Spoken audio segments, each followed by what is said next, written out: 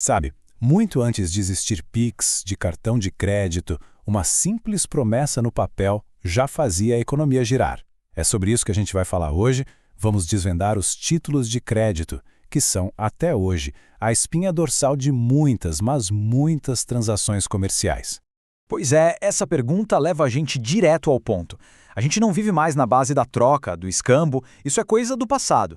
Mas a necessidade de ter algo confiável para substituir o dinheiro vivo continua firme e forte.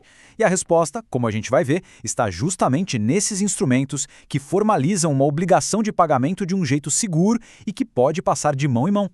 Para a gente entender de verdade esses documentos, vamos acompanhar o ciclo de vida deles, do começo ao fim. A gente começa pelos princípios que dão poder a eles, depois explora os tipos mais comuns, vê como eles circulam por aí, o que acontece se o pagamento não rolar e, por fim, quando é que o direito de cobrar essa promessa acaba. Então, para começar, vamos dar uma olhada no que eu chamo de DNA de um título de crédito. São os princípios que garantem que ele seja válido e que as pessoas confiem nele no mercado.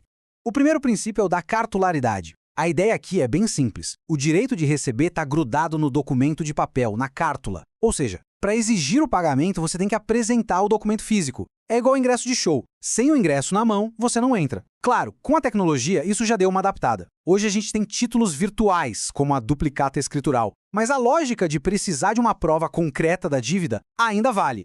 Depois a gente tem a literalidade. E aqui é mais simples ainda. Só vale o que está literalmente escrito no título. Pensa nele como um contrato blindado. Não adianta vir com acordo de boca, e-mail, promessa por fora, nada disso altera a obrigação. O que está escrito ali é a lei entre as partes e ponto final. E agora a gente chega na autonomia, que talvez seja o princípio mais poderoso de todos. Cada obrigação que nasce no título é independente da outra. Imagina só a cena. Alguém compra um notebook e paga com uma nota promissória. Só que o aparelho veio com um defeito. A loja, que não quer esperar para receber, repassa essa nota para um fornecedor, que não tem nada a ver com a história do notebook. Esse fornecedor pode cobrar a dívida normalmente. O problema da mercadoria não contamina o direito desse novo credor. E isso é fundamental para que o crédito circule com segurança. Ok, com os princípios bem entendidos, vamos agora conhecer os personagens principais dessa história. Ou seja, os tipos de títulos de crédito mais comuns que a gente tem por aqui. Basicamente, a gente pode dividir eles em duas grandes categorias. De um lado, a ordem de pagamento, que tem três figuras. O sacador, que cria o título, o sacado, que recebe a ordem de pagar, e o beneficiário, que recebe o dinheiro. O cheque é o exemplo clássico. Do outro lado, a gente tem a promessa de pagamento, que é uma relação direta entre duas partes. O emitente, que promete pagar, e o beneficiário. A nota promissória é o exemplo perfeito disso. Olha só essa tabela que resume bem as diferenças. O cheque, por exemplo, é uma ordem de pagamento para já, à vista. E o sacado é sempre um banco. A letra de câmbio também é uma ordem, mas pode ser para uma data futura, e qualquer pessoa pode ser o sacado. Já a duplicata, essa é especial. Ela é um título causal. O que isso quer dizer? Quer dizer que ela tem que obrigatoriamente nascer de uma negociação real, de uma compra e venda de produto ou de um serviço prestado, com nota fiscal e tudo.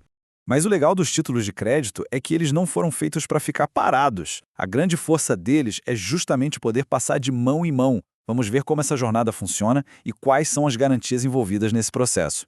O jeito mais comum de transferir um título é pelo endosso. É como passar o bastão numa corrida de revezamento. O credor original, que a gente chama de endossante, só precisa assinar no verso e pronto. Ele transfere os direitos dele para um novo credor, o endossatário. Mas aqui tem um pulo do gato. Quando a pessoa endossa, ela não só passa o crédito para frente, ela também se torna uma garantidora do pagamento. Isso adiciona uma camada extra de segurança a cada transferência. Então, como é que esse endosso funciona na prática? Tem dois jeitos. O endosso em preto é quando você especifica o nome do novo beneficiário.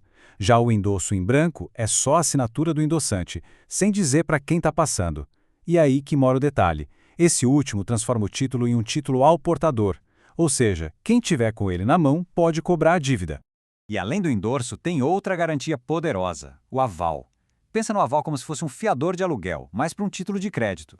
Uma terceira pessoa, o avalista, assina o título e assume a bronca. Ele se torna totalmente responsável pelo pagamento, junto com o devedor principal. É uma garantia super sólida, que fortalece demais o valor daquele crédito. Mas e se a promessa for quebrada? E se chegar a data e o pagamento não acontecer? Bom, aí a gente entra na parte do acerto de contas. Vamos mergulhar nos procedimentos de cobrança. O primeiro passo formal quando a coisa aperta é o protesto. Isso significa levar o título até um cartório de protesto para registrar oficialmente que o devedor não pagou. É um ato que torna a inadimplência pública. Isso não só suja o nome do devedor na praça, como também é uma etapa legalmente necessária para poder cobrar de outras pessoas responsáveis, como quem endossou o título, por exemplo. Agora, a grande vantagem de ter um título de crédito em mãos é que ele funciona como um título executivo extrajudicial. E o que isso significa? Significa um atalho na justiça. Em vez de abrir um processo longo para provar que a dívida existe, o credor já pode ir direto para a ação de execução. O devedor é intimado e tem só 3 dias para pagar. Se não pagar, os bens dele podem ser penhorados. É um caminho muito mais rápido e eficaz. Só que atenção, esse direito de cobrar a dívida não dura para sempre. Ele tem um prazo de validade. E esse prazo é que a gente chama de prescrição. Vamos dar uma olhada nesses prazos.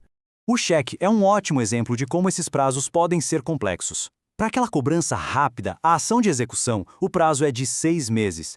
Perdeu esse prazo? Calma, ainda tem mais 2 anos para entrar com uma outra ação, a de enriquecimento ilícito. E no fim das contas, existe ainda um prazo de 5 anos, contados da data de emissão, para uma ação monitória, ou seja, uma porta se fecha, mas outras podem continuar abertas.